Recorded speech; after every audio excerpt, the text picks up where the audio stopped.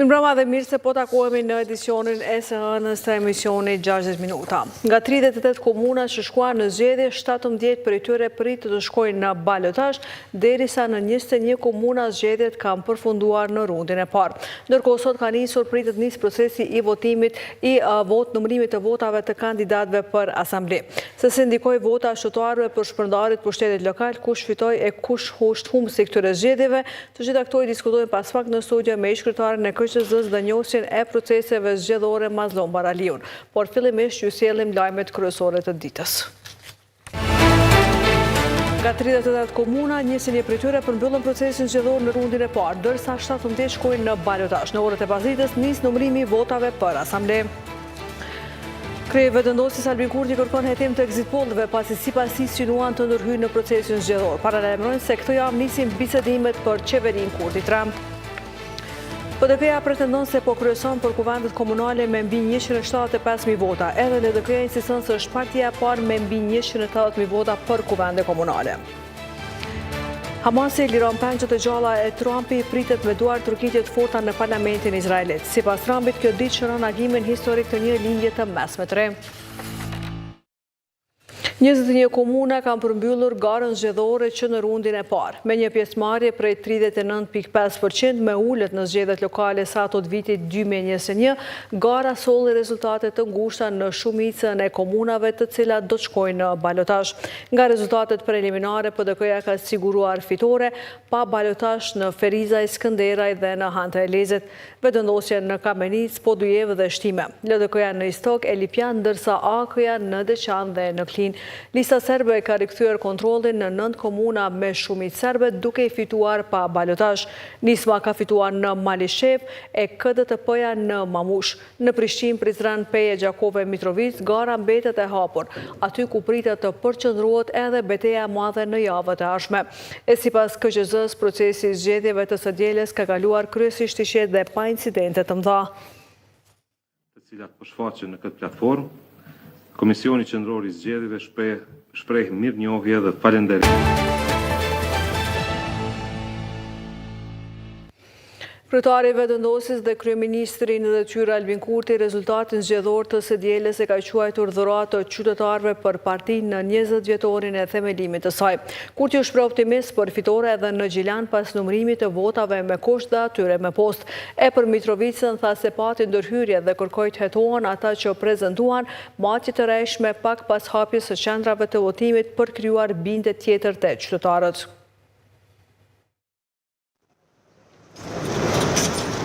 Fitoria e lëvizjes vetëvendosje në Podujev, Shtime e Kamenic dhe rezultati preliminar që sugjeron se në 12 komuna të tjera kandidatët e saj do të jenë në balotazh ka bërë që lideri i partisë të ndahet i kënaqur. Kryetari i LVV-s dhe kryeministri në detyrë Albin Kurti tha të hënën se partia që udhëheq është ngritur si forca më e madhe edhe në nivelin lokal. Këto rezultate tregojnë qartë se lëvizja jonë jo vetëm që e ka ruajtur rritjen nga cikli në ciklin tjetër zgjedhor, por është ngritur si forca kryesore politike në Republikën e Kosovës edhe në nivelin lokal.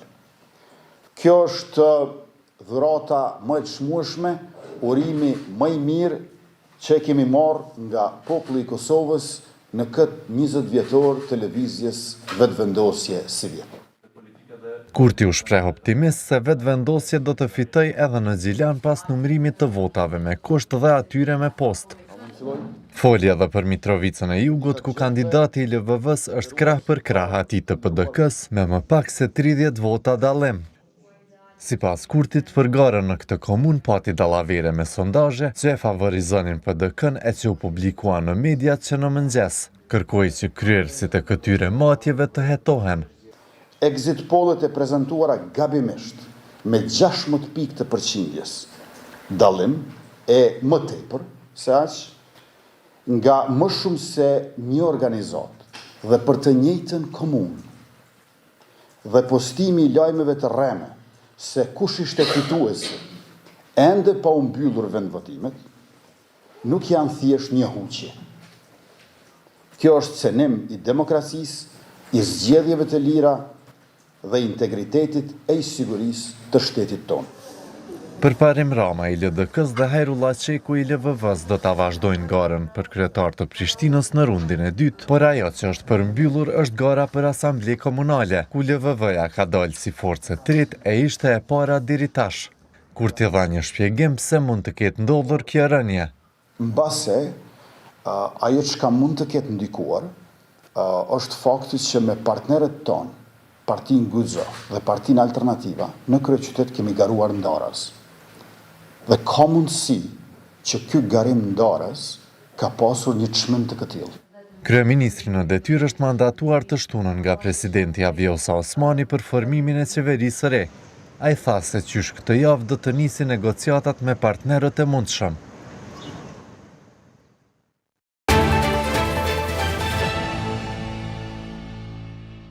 Kandidati i PDK-s për kryetar Prishtinës Suran Ismaili nëpërmjet një video postimi ka falendëruar ata që kanë votuar, ku ka thënë se rezultati i zgjedhjeve lokale të së dielës nuk ishte ai që ka shpresuar. Ismaili ka dalë i treti në garën për kryetar me 27.77% të votave, kur janë numëruar gati të gjitha vendvotimet, ndërkaq partia që përfaqëson PDK-ja është rritur në asamble komunale duke dalë e dyta pas LDK-s. Edhe pse jemi rritur gjithandej dhe jemi partia e dytë në asamble, nuk është rezultati për cilin kemi shpresuar, por prap jemi shumë krenar për punën ekipore dhe frymën pozitive që kemi përfaqësuar në qytet, ka thënë Ismaili. Në balotazh për kryetar Prishtinës kanë shkuar kandidatit e LDK-s përparim Rama dhe ai vetëndosjes Hajrullah Qeku. Jemi Prishtinë.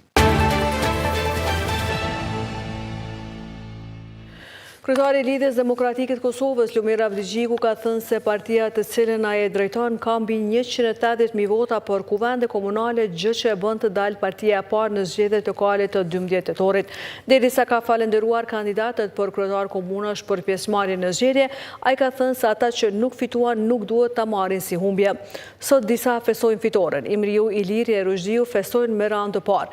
Festojnë për të gjithë. Disa të tjerë nënësish e kemi në garë për një rundë të dytë. Le të fitojmë të tjerët ndërsa që nuk e morën rezultatin që e merituan kokën lart. Mos e merrni si humbje, me çgara nuk është e tillë. Është përvojë, është themel për fitoret e ardhshme, është dëshmi se LDK-ja ka njerëz të guximshëm që nuk dorëzohen kurrë. Politika është garë gjatë, maraton, dhe ne si LDK kemi dëshmuar se dim fitojmë, por edhe dim të qëndrojmë me dinjitet kur na mungon një hap deri të fitoria, ka shkruar ai në Facebook.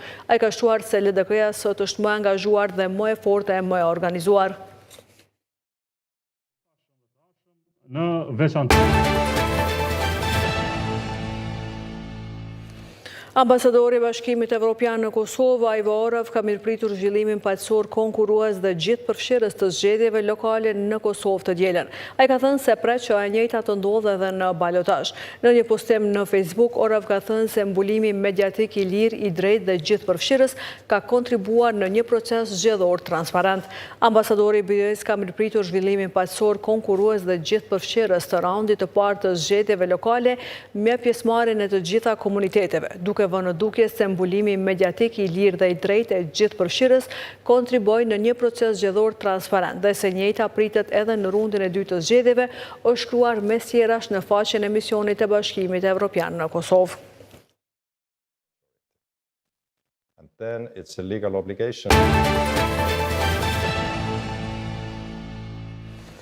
Edicionin e vazhdojmë me informacionet të tjera. Presidenti Vjosa Osmani është nderuar sot me çmimin e Asamblesë Parlamentare të NATO-s për gratë, paqen dhe sigurinë, ka njoftuar presidenca e Kosovës. Ky çmim nderon leadershipin, kontributin dhe angazhimin e grave që kanë avancuar paqen, sigurinë dhe demokracinë në vendet e tyre dhe në mbar botë. Osmani ka thënë se ky është një nder i veçantë dhe një çmim që i dedikohet popullit të Kosovës e në veçanti të gjitha grave të Kosovës, atyre që me guxim, dinjitet e dashuri ndihmuan ndërtimin e paqes dhe arritjen e lirisë sonë. Paqja jonë është ndërtuar mbi sakrificën dhe guximin e tyre, ndërsa demokracia jonë është forcuar fal përkushtimit të grave që qëndruan të palekundra në çdo hap të rrugtimit tonë drejt lirisë e barazisë, ka thënë Osmani.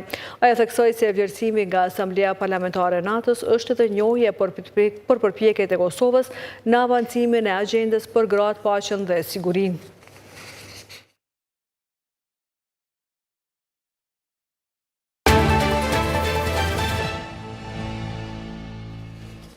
E në kuadër të muajit të ndërgjegjësimit për kancerin e gjirit, institucionet shëndetësore dhe profesionistë të fushës kanë theksuar rëndësinë e identifikimit të hershëm të kësaj sëmundje, duke bërë thirrje për kontrolle të rregullta dhe edukim shëndetësor në popullat. Në një intervistë për Kosova Press, drejtori i klinikës së onkologjisë në QKK, Ilir Kurtishi, ka deklaruar se këtë javë janë identifikuar dhe trajtuar 3 meshkuj me kancerin e gjirit. Shqetësuese sipas është edhe prekja e kancerit të gjirit në moshat më të reja. Kurtishi ka thënë se në 3 vjetët e fundit po prekën gratë nga mosha 40 deri në 50 veçare. Ndërkohë, për raportimet mbi mungesën e terapisë imunologjike, Kurtishi ka sqaruar se furnizimi ka qenë i rregullt përveç në një periudhë të shkurtë. Sipas tij, numri i pacientëve është në ngritje dhe se trajtimet me këtë terapi marrin kosto të lartë. Kemi edhe të muajit të fundit të